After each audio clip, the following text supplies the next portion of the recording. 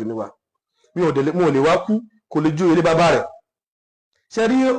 ṣítù bẹ́ẹ̀ mo sọ àwọn náà ní ti ẹlẹ́gbẹ̀tẹ́gbẹ̀ ta ti sọ di ọ̀dá tẹ̀ dáta wọn but náà ó sì jẹ́ ká fèsì láti máa sọ̀rọ̀ àwọn kọ́mẹ̀ ni pé kọ́mítì wà fún chieftaincy and whatever tí wọ́n máa ń ṣe ẹ̀ fáwọn ọba tí Honorable Délé Adéọlá Ìṣẹ́yìn jẹ́ vice chairman Honorable Adéọlá ìwọ wà ń bẹ̀ yẹn o wà níbẹ̀ yẹn wọ́n fi ń ṣe rotation of ọba kò wá sí ọba tó máa represent Òkè Ògùn níbẹ̀ ẹbí bù yẹn lójú tì rárá o wà ń bẹ̀ yẹn bí figurehead Honorable Adéọlá o wà ń bẹ̀ yẹn bí figurehead you know I have never come into you before but ṣe láwọn kìnìún yẹn kẹ́yà yẹn gbé mọ́ àwọn associate ẹbí bù yẹn commit it's just a bunch of incompetent ways lẹ́fí ṣe àwọn things lẹ́fí ṣe wọ́n máa sọ bọ́ọ̀lù bá ṣe láti sọ fún yín àwọn aláfiyé síbẹ̀ lè.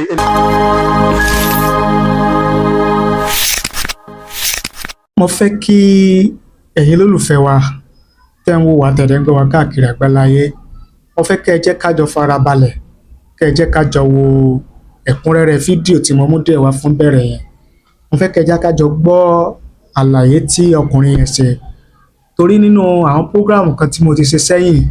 lórí ọ̀rọ̀ ìgbìmọ̀ lọ́balọba nílẹ̀ Ìbàdàn nípa bí wọ́n ti fẹ́ kí ìgbìmọ̀ alága ìgbìmọ̀ lọ́balọba nípínlẹ̀ Ọ̀yọ́ kó di jẹ́-kí-n-jẹ láàrin àwọn ọba mẹ́ta nìbàdàn nípínlẹ̀ Ọ̀yọ́ Aláàfin Olúbàdàn àti SOUN.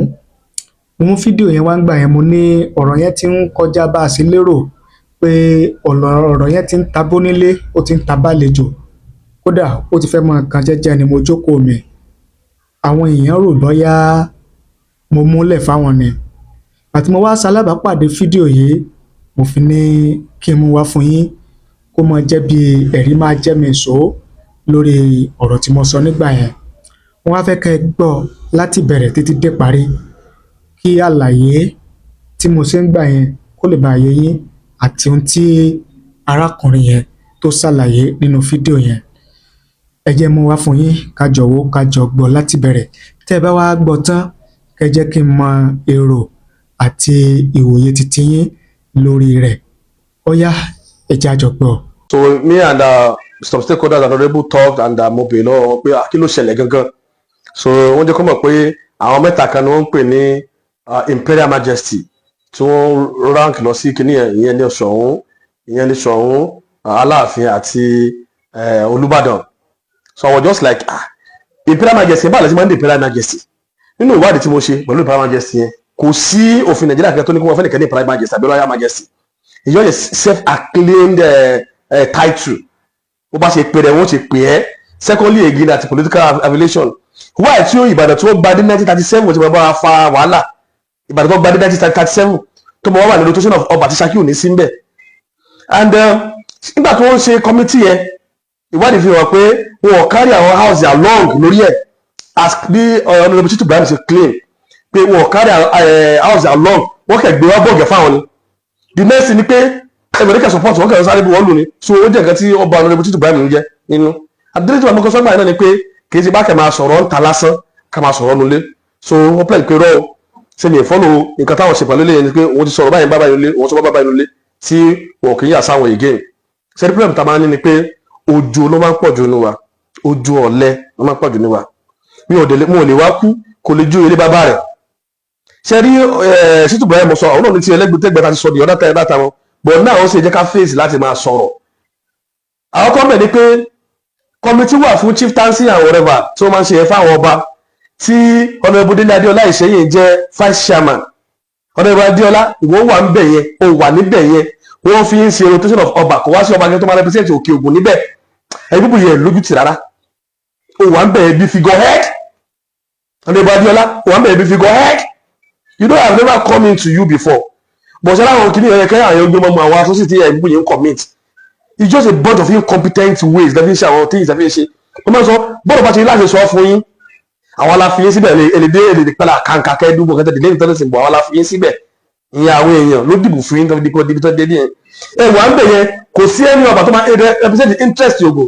Òkè Ògùn ní Ọ̀yọ́ state we have 5 geopolitical zones lání ní Ọ̀yọ́ state a ní Ìbàdàn a ní Ògbómọ̀ṣọ́ a ní Ìbàràpá a ní like 5 so 5 lání nínú àwọn tó represent báyìí sí àti rí Ògbómọ̀ṣọ́ represent Ògbómọ̀ṣọ́ wọn àti rí Ìbàdàn represent Ìbàdàn àti rí Aláàfin represent Ọ̀yọ́ now Òkè Ògùn àti Ìbàràpá ńkọ́ àwọn major region yìí náà ni wọn ò níná àwọn náà ni wọn ò ní ọ̀nà àwọn náà ni nǹkan wọn kì í pé àwọn Ìbàràpá àti àwọn tí ẹ̀ dákẹ́ síra wọn dákẹ́ ó ní kí speaker mọ́ relax nígbà tí wọ́n ń yan àwọn ọbas nígbà tí wọ́n ṣe ranking first ranking yẹn tán speaker náà wà pé bẹ́ẹ̀ wọn náà fẹ́ kàkà tó speaker gbé elérú wà ní ọba Ọ̀kẹ̀rẹ̀ lórí ẹ̀yin pípù yẹ ẹ̀bẹ̀rù àtúbọ̀tán o ẹgbẹ́ elérú wà ní ọba Ọ̀kẹ̀rẹ̀ lórí ẹ wá sẹ̀ mú aṣẹ́yìn ẹ wá sẹ̀ mú Ọ̀kẹ̀rẹ̀. Let me tell you the histories of how we have a settlement ní like 500-700 years ago nílẹ̀ Yorùbá. Saki ẹ jẹ́ ká máa ṣe máa sọ ìtàn fáwọn òyìn wa kó máa mọ̀. Saki ṣáájú Ògbómọ̀ṣọ́ débi tó wà yẹn. Saki ti wà ní existence in the 12th-13th century. Níbẹ̀ láti rí settlement wa. Ẹ̀tọ́ kọ́kọ́ jẹ́ first ọba wa Akíbẹ́kù ọmọ Ọ̀rànmíyàn ló jẹ́. Ọmọ Ọ̀rànmíyàn jẹ́ ọmọ Odùduwà. So descendants Odùduwà direct ni àwọn tó jára Saki. Though nígbà tí ó wá sí ìbàyí ó wá láti òun náà fẹ́ ọmọ ọba empire wọn ní Ìbàrìbá níbi tàbí ní shores àwọn pé níbẹ̀ yẹn alẹ́jọba ọmọọba ni wọ́n bẹ̀rẹ̀ ní Saki alẹ́jọba that is 12 centuries. Though ìgbà tó dé ọba Òkèkìsì ní Saki kèrè wá pígbà tó dé tí ó dé bíbáyìí náà ni kò bẹ́ẹ̀ nìkan kan bẹ́ẹ̀ ọba Òkèkìsì ní Saki bọ̀ òun ló gbé throne yẹn wá that means pé nínú àkọsílẹ̀ ó fi hàn pé a ti ń lo adé for the past 600-700 years ago kò sóhun tó kankan lágbègbè yìí. In 40 centuries when the late Ọ̀yọ́ empire tí ó collapse nígbà yà wọn Katunga everything scatter àti everybody ti lọ we are the refugees tá a gbà wọn Aláàfin sílé Aláàfin tó ṣe ọ̀dọ̀ wọn bẹ̀rẹ̀ ní Ògìdìgbò lẹ́ńbẹ̀ẹ́ ní Saki bí. People don't know the histories nítorí pé àwọn kan wà lójú ọ̀nà tí ó ń gba ọ̀nà bẹ̀rẹ̀ lọ́sẹ̀ kò torí pé wọ́n fẹ̀ sí omi ìpínlẹ̀ wọn ṣáájú adẹ́lẹ̀ Yorùbá 1937 ni Olúbàdàn ṣe gbadé baálẹ̀ ni wọ́n and tí wọ́n pa àwọn kan jagunjagun sometimes gbogbo ìṣẹ́ bá ṣe Yorùbá ń gbà mí ó lè jí jagunjagun kó wá ti di pé onífọ̀ọ́ lè kaná ó máa ń ké sí àwọn gbà yẹn ni so àwọn tó jẹ́ descendant Odùduwà ń sìn àwọn ni wọ́n fi ṣe rotation of ọba ẹ wá sọ fún mi pé nítorí pé gbàgbọ́ bí àwọn olóògbé yẹn nítorí kó lé àwọ̀ sí ní Imperial Majesty tàbí fún Imperial Majesty kí ló justify Imperial Majesty kí ló justify he don't self-acclaim title gbogbo ọlá mọ̀ pé Aláàfin ni gbogbo Yorùbá gbà fún pé kó jẹ́ ọba Yorùbá Aláàfin la gbà fún torí òun ló spread tentacle wa tó fi dé Jẹ́bà tó fi dé Benin Republic Aláàfin ni nígbà tí ẹ̀sùn báyìí sì ta mọ́ di ìlú gíní àti ń jagun tàti ń bá ó ṣe odi fún ilẹ̀ Yorùbá for a very long time ni the fall of Yorùbás when the Fulani attacked us in like 500 years ago.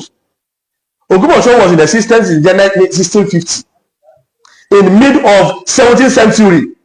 ní pé láti wà ní existence 300 years ago kí Ogbomoso tó dé láti wà ní existence 300 years láti wà ní existence láti ń dé adé kó tó di pé Ogbomoso tó dé. The history is there. If you don't know how to use anything, use your Grok, use your ChatGPT. Tàbá kò bá pé Google máa ń fún mi ní olóṣèlú information tẹ́lẹ̀ gádà ìtàmú ètò ìjọ tọ́ bẹ̀já lọ. Access informations are now very very simple now. Kí ipá kẹ̀ jókòó wọ́n kẹ̀ bílí ìpínlẹ̀ pé ìlú kan ti kéré sí ìgbà tó bá padà yàrá pàpàrọ̀ káwọn ti mi ọ̀fẹ́ jẹ́ nítorí pé ìlú wọn tóbi tó bẹ́ẹ̀ báyẹn wọ́n mọ̀ bílí pé àwọn kan tó ti sáré fẹ́ sí wọ́n jù wọn lọ. We have histories. Ṣé níbẹ̀ ṣe ń bá lọ yìí tó bá padà yá I am telling you the table of the contention of the Ìkẹ́tọ̀sí lẹ́yìn sí ni pé Ìbàdàn is creating the new empire. Ọ̀yọ́ empire is falling. Gbogbo àwọn pátá àwọn fi Aláàfin rẹ̀ nígbà tí wọ́n ignore owó ẹ̀. Àwọn Aláàfin rẹ̀ nígbà táwọn ọba àwọn gómìnà kọ́dẹ́wájú tí wọ́n kí. Àwọn Aláàfin rẹ̀ nígbà tí wọ́n ṣe kiri kankan. They wanted to destroy that empire and create another empire. Ìbàdàn empire. If Ọ̀yọ́ empire fall today, tọ́lọ̀ ìjókòó fọ́ tó bá fọ́ lé ní ó kálukú ó kọ́kọ́ ẹ̀ lọ́wọ́ ní. If they create whatever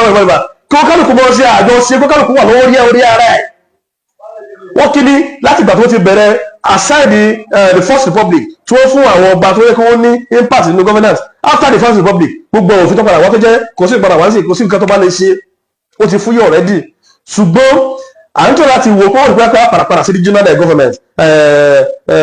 government padà sí regional government ó lè padà affect wa tí àbá ìtẹ̀sẹ̀ ọ̀kẹ́ta ń ṣe yìí. These people see far ahead kó tó lè bá wa ṣe máa ń rí torí ẹ̀ wọ́n ti ń take our steps wọ́n take yẹn they wanted to create new Ibadan empire. I will tell you the reason why. Àkọ́kọ́ ń bẹ̀ like 4 or 5 years ago gbogbo tírọ́ọ̀kì tó ń kó dọ̀tí tó ń kó náà ní Saki tó ń kó náà lágbègbè rẹ̀ pátápátá ni wọ́n gbé lọ sí Ìbàdàn lẹ́yìn tó tú nìkan tó yarí fún olótú gbogbo tírọ́ọ̀kì tó ń kólẹ̀ pátápátá wọ́n gbé dàpọ̀ sí Ìbàdàn. Èyí aside èkejì gbogbo àwọn institute tó ń mọ́ kí irú owó sádà àtàwọn institute owó lóde function ní ọ̀dọ́ mẹ́ wọ́n ti ń gbé kó lọ́dọ̀ wà ní Òkè Ògùn. They are using the old tactics tí àwọn the Britons ló ń gbà tó ń wá sí Africa gbà yẹn they underdeveloped Africa not let Africa overthrow them so they are now in underdeveloping horse here in Òkè Ògùn here in Saki nítorí pé àdáwọ̀ becoming threat nígbà kan excuse wọn mì ní pé àwọn pípọ̀ àkàwé Saki ò kàwé ọmọ ọ̀dọ̀ wọn máa ń ṣe lẹ́kọ̀ọ́ ilé kan ò sí kíni kankan but now we are now becoming a threat we are now getting a voice àti wá di threat fún wọn ìkan tó wọ́n ṣe é sì ni pé wọ́n ń tẹ̀ láti yọ ọ̀nà develop wa and that is why tó yẹ pé wọn ò rí ọ̀nà kan dà for the past 4, 5, 7 years. Let me tell you Tommy it's not about Seyi Makinde it's about Ibadan fúnra ẹ̀ bí wọ́n ṣe ń gba the current Olubadan náà nìyẹn bí wọ́n ṣe ń gba the government nígbà tó dé government gbà yẹn tó yẹ pé àwọn tíṣà tó ń gbà yẹn wọ́n gba tíṣà láti Ìbàdàn kọ́ mọ́ wá tíṣì wọn Ṣakí ń bí nígbà táwọn wọ́n bàtà tó ti ríṣẹ́ nígbà kọ́lẹ́dì Olúbàdàn yìí ni wọ́n ló sọ́dà kó Ṣakí tó gbọ́dọ̀ sí Ìbàdàn. Ajímọ̀bí náà ṣe ti ẹ̀fọ́nìyà dòní Ajímọ̀bí doesn't have any single project Ajímọ̀bí ṣe ní Ṣakí tó parí ẹyọ kan kò sí.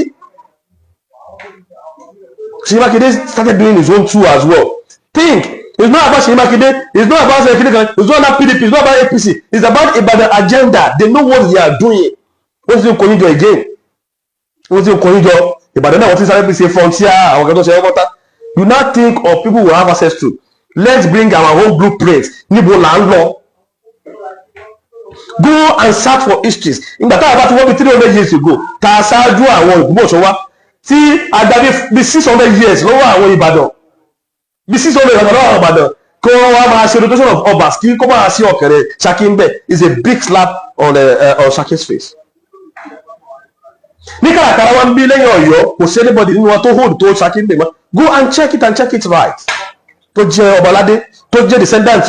Odùduwà tó jẹ́ descendant Ọ̀rànmíyàn. Our people don't think nígbà tí mo ọ̀dọ́dẹ́bù sọ pé ẹgbẹ́ ìwé fine time yẹn scatter house now ó ní kò sí ẹ fún ọ̀dọ́ ní Imperial Majesty ẹ fún ọ̀dọ́ kẹrẹ́sì máa pè Imperial Majesty kó kálukú máa gbófò àná ọdún ara ẹ̀ but now wọ́n ti kó pápá bọ́ra àwọn bá ṣe ń bẹ̀rù tó máa sọ̀rọ̀ wọn lè yọ ọ́ lọ́la èyí tá a bẹ̀rù sọ wọ́n sì máa ṣe àṣẹ́ẹ̀d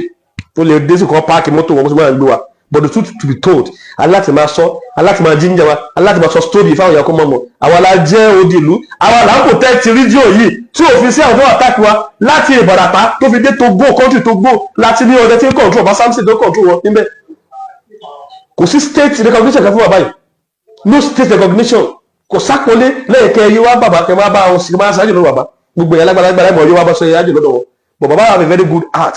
kádìrì wọn bá ní àlẹ́ ṣerú ẹ̀ fún yá ìkẹ́rẹ́ lágbèlè lọ́wọ́. Ladies and gentlemen, time for us to just rise and think.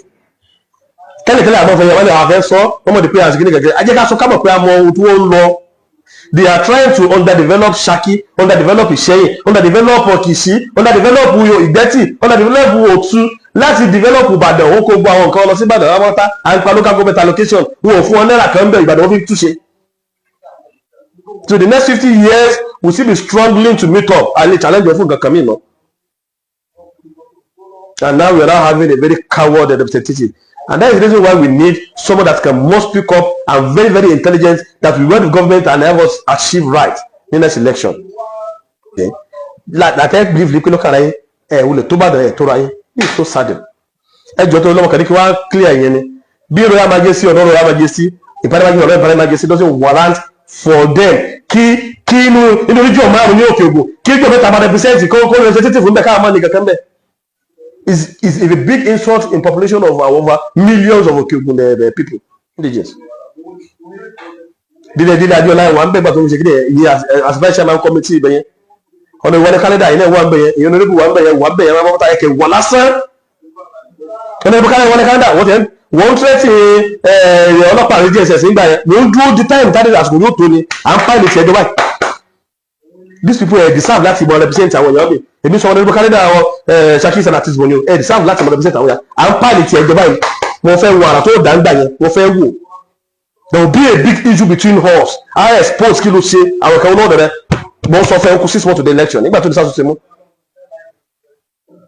àwọn aráàlú yẹn ń béèrè lọ́wọ́ ẹ̀ pé kí ló ṣe wọ́n sọ fẹ́ kó o decide láti béèrè lọ́wọ́ rẹ̀ who are you these are the representatives that nígbà tàbí lè pé wọ́n mọ̀ ọjà fún wa nílé jíwọ̀n Òkè Ògùn they don't care kò tí ì yé wọn gan kò yé wọn the next day is pé one of their puppets àwọn tó ń tẹ̀lé wọn lẹ́yìn sí wọn bọ́ sí tàbí sí wọn mọ̀ lẹ́nu bẹ̀rẹ̀ sí lẹ́nu ẹfilẹ Musedik ni ẹfilẹ this is about Musedik this is about what is right this is about what will grow our religion this is about awareness this is about the right time for us to wake up and let this year to be a year of turnaround for us bring our progress and let's grow Òkè Ògùn thank you so much olùkọ́ mi Adékúnlé Lọbalọba the convener of Saki first òní ẹsẹ ọjọ́ láti lè smile àwọn pípọ̀ yàn fẹ́ gbọ́rọ̀. òun náà ni ẹ̀yin náà ti gbọ́ tí ẹ ti rí yẹn pẹ̀lú ohun tí mo sọ níbẹ̀rẹ̀ àti ohun tí mo sọ nígbà yẹn nínú program tí mo sì bóyá bí ọjọ́ mẹ́ta sí ọjọ́ mẹ́rin sẹ́yìn pẹ̀lú tí arákùnrin yìí náà sọ báwo ló ṣe rí lọ́dọ̀ tiyín kí ni ìwòye kí ni èrò tiyín ẹ jẹ́ ká mọ̀ láàyè kọ́mẹ̀ nísàlẹ̀ fídíò yìí a kà á sì ṣe àgbéyẹ̀wò lórí rẹ̀ ẹ ṣe bẹ́ẹ̀ ṣe ń wò wá ẹ ṣe bẹ́ẹ̀ ṣe ń gbọ́ wa ojú tẹ́ fi ń wò wá kò ní fọ́ etí tẹ́ fi ń gbọ́ wa kò ní di láṣẹ Èdùmàrè ẹ bá ní pín ẹ bá ní share rẹ̀ kó lè káàkiri àgbáláyé thank you God bless you.